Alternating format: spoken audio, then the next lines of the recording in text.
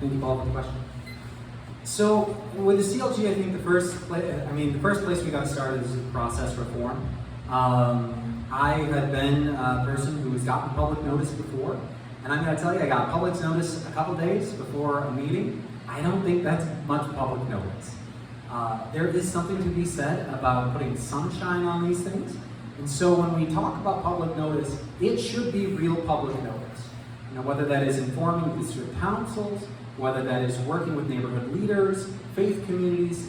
There's lots of people that are considered the public, that are outside the purview of a small geographic ring around a particular place and a couple addresses. Renters care about these sorts of things and don't always necessarily receive these notices unless they get them from a neighborhood organization.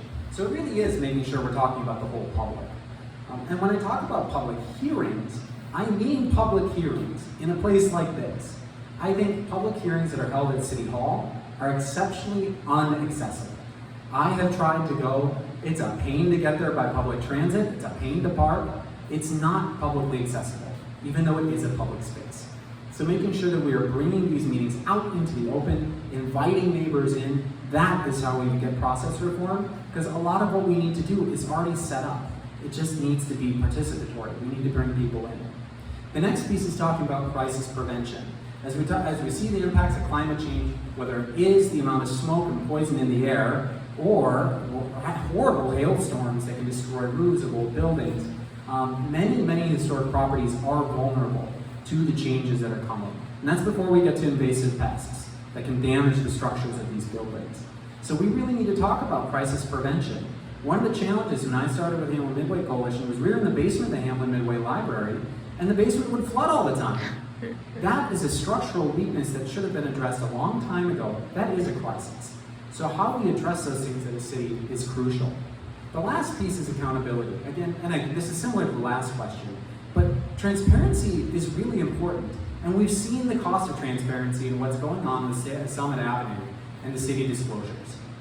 People need to know the information that should be public, otherwise they can't act appropriately.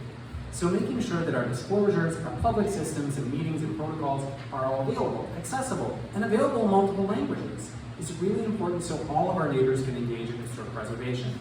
The last piece is that you can't be skipping or sidestepping the process.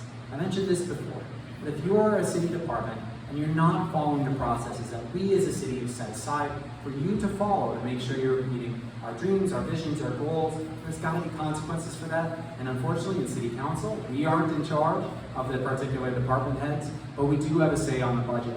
And that is something where we need to consider where our budget dollars going if they're going to departments that won't follow our guidance.